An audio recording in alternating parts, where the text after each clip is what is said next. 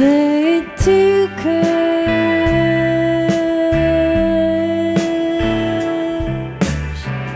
one from the bottom, one from the top. So your album just came out, your debut record.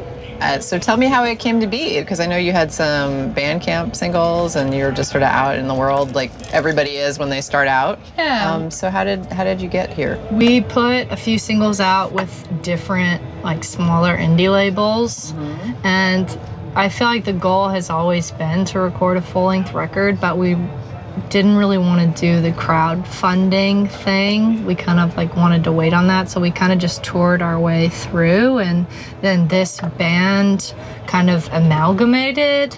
Then all of a sudden it's like we got a record deal offer, and so this kind of came together, and then like an album happened like immediately after. So we're just kind of following whatever happens, you know, and whatever opportunities come up that you feel good about. So we kind of just played our way through that, and it just kind of happened naturally with this formation.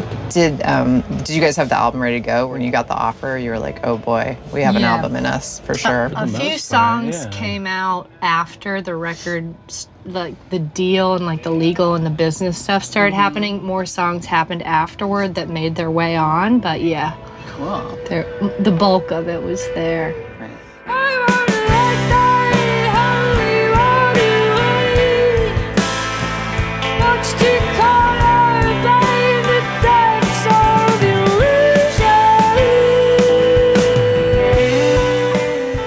And so now I assume Pickathon is part of your like big tour to support the record? Yeah. How's it going? This has been like one of our first time, like we're stretching it open, you know? This is show number, what, 3 of the tour? 4. 4? This was 4, yeah. It's been cool though. I think people already know the words to the songs and stuff, so I think they've been listening, Oh, that's cool. I mean, that's definitely something that streaming has changed the industry, you know, because people can just, you put your record out and boom, like everybody can listen to it that day. So like if you have a show that night, people can show up having heard the record, which is really different from how it used to be. Yeah. If you're getting on the playlist and everything, I feel like that's something that we've definitely learned about putting this record out. Like, there's only like a few people making those playlists, and like playlists, like they have a lot to do with if people hear your record or not, I think. Absolutely. Like for better or worse. And to us, I feel like it's felt like kind of a democracy to get on those playlists. And we're like, oh, that's cool, but it really is like a few select people that are selecting this stuff. Yeah. Which... they're like tastemakers, which we need, but it's not a democracy. Yeah, it's really not.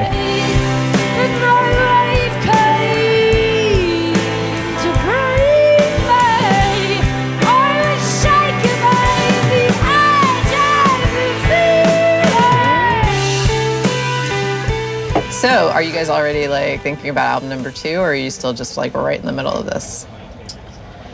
I'm thinking about it. I feel like right when you get done recording it, you start thinking. And for me, like as a writer, I'm trying not to like rush myself. Songs are starting to come out. There was a time when it was just like radio silence after the record was made.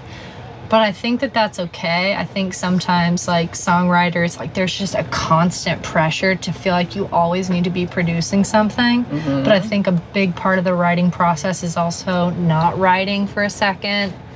Because, I don't know, the experience I've had is once we were done wrapping the record, it's like, okay, I'm gonna keep writing, but there's like something that just finished when you're done recording.